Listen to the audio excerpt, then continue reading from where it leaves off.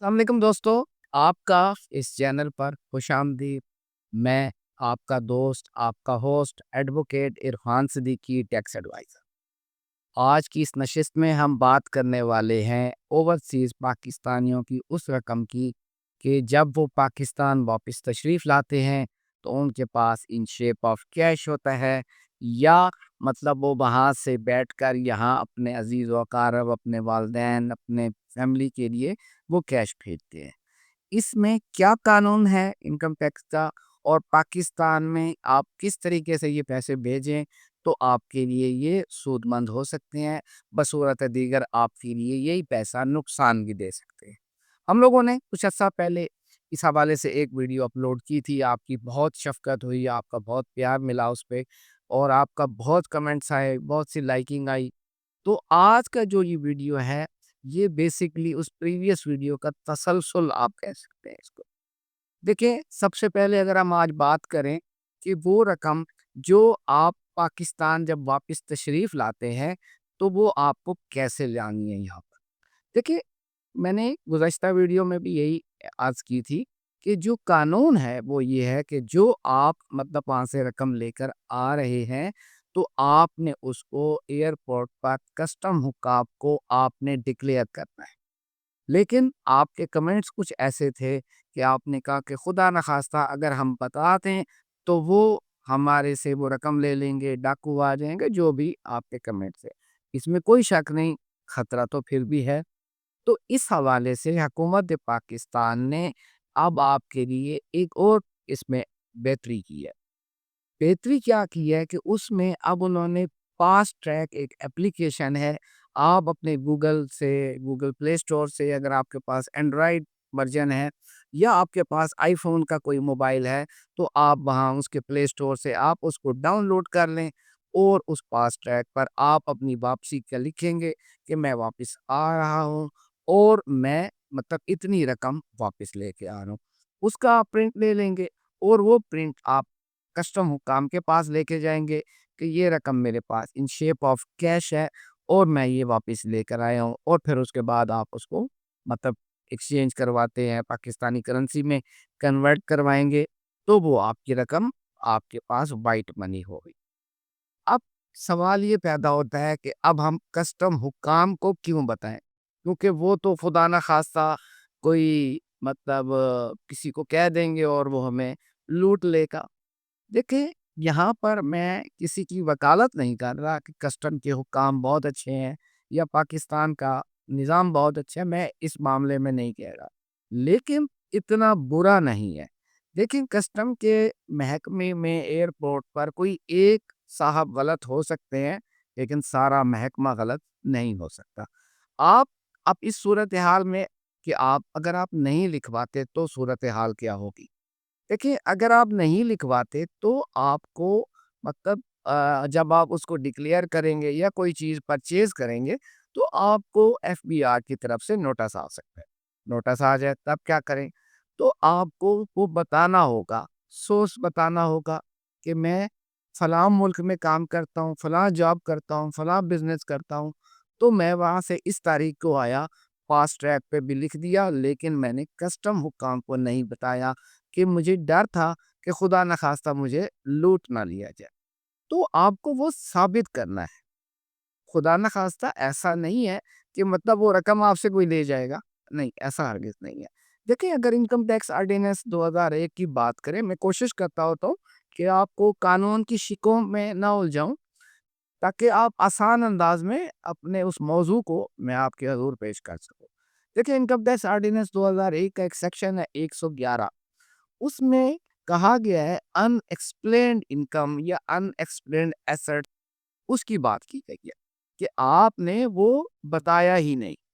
अब यही सेक्शन ऐसा है कि जो अनएक्सप्लेन्ड इनकम का वो सेक्शन 111 की क्लास 4 में वो ओवरसीज़ पाकिस्तानियों को सिक्योर करता है। वो कहता है कि आप वहाँ से जितने चाहें पैसे भेज दें। देखिए, एक तो ये बात भी क्लियर हो गई आज की वीडियो में कि कितनी रकम भेजें। तो आप जितनी भी रकम चाहें भेज सकते हैं। देखिए, स्टेट बैंक ऑफ पाकिस्तान ने ऐसा कोई हुक्मनामा जारी नहीं किया कि आप इतनी रकम भेज दें اتنی رقم نہ بھیجیں، یہ تو زیادہ رقم ہو گئی، ایسا ہرگز نہیں ہے۔ بلکہ state bank of Pakistan overseas پاکستانیوں کو جو فارن ریمیٹنس آتی ہے اس کو انکریج کرتا ہے کہ آپ باہر سے پیسہ بھیجیں پاکستان میں۔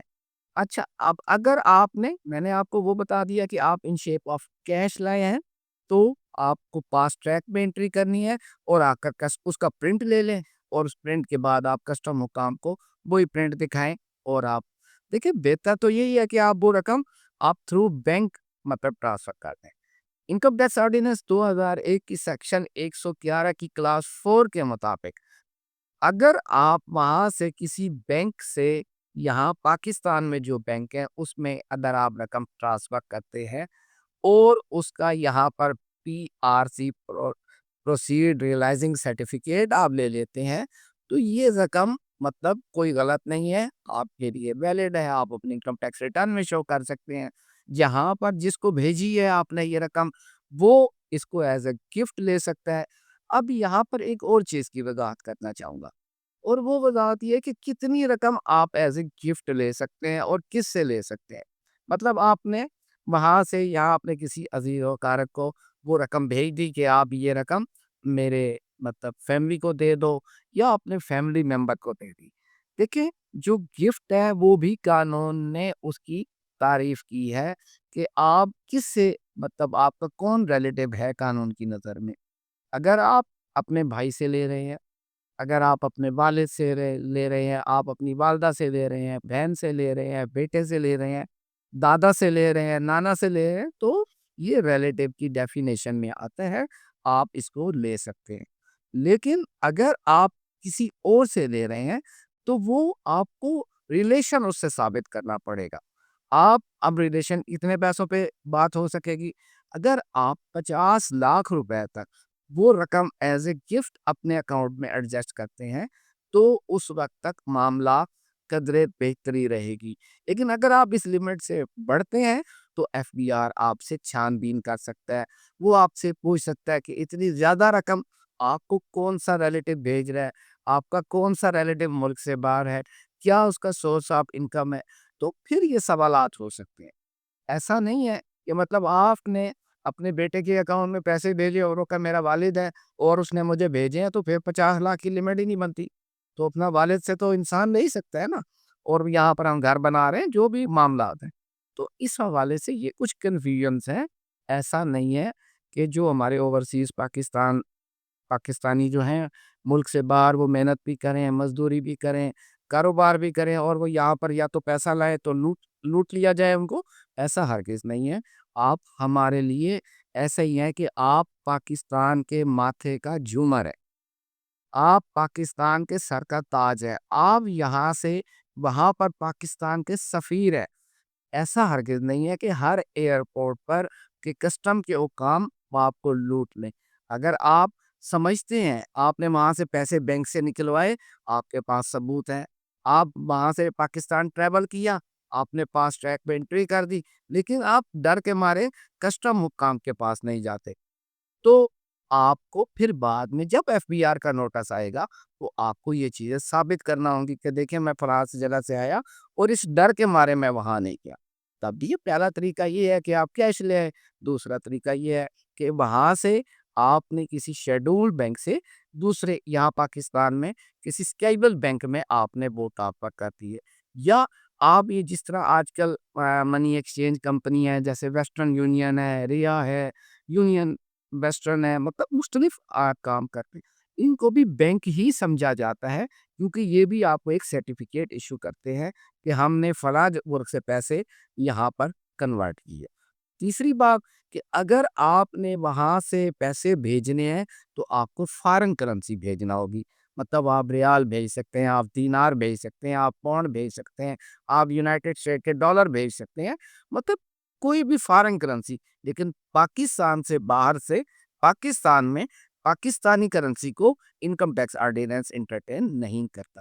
اسی طرح آپ کے پاس پی آر سی وہ سرٹیفکیٹ ہے بینک کا لیا ہوا، تو آپ کے پاس کوئی ایشو نہیں ہے، آپ کی وہ رقم ٹھیک ہے، آپ اس سے جو چاہے پاکستان میں خریدیں، آپ گھر بنائیں، آپ گاڑیاں لیں، کوئی ایشو نہیں ہے۔ آپ کو قانون کی طرف سے جو سیکشن 111 کی کلاس 4 ہے وہ آپ کو پورا سیکیور کرتی ہے، وہ اوورسیز پاکستانیوں کو سپورٹ کرتی ہے۔ امید کرتا ہوں کہ آپ کو آج کی یہ نشست میں یہ جو کنسیپٹ ہے جو ہم نے پچھلی ویڈیو میں بھی مطلب یہ بیان فرمایا تھا، تو آج کی اس نشست کے بعد آپ کو یہ کنسیپٹ کلیئر ہو گیا ہوگا۔ اگر اس حوالے سے پھر بھی کوئی کویسچن ہو تو مجھے امید ہے کہ پچھلی ویڈیو کی طرح آپ اس ویڈیو پر بھی اپنے اچھے کویسچن کریں گے، کمنٹس کریں گے، اور میں کوشش کروں گا جس طرح میں نے پہلے سب جو آپ کے کمنٹس سے سب کا جواب دیا، انشاءاللہ اس بار بھی میری طرف سے کوتاہی نہیں ہوگی۔ پروردگار آپ کو آسانیاں عطا فرمائے اور آسانیاں تقسیم کرنے کا شرف عطا فرمائے۔ آپ کا بہت شکریہ۔ اللہ نگہبان۔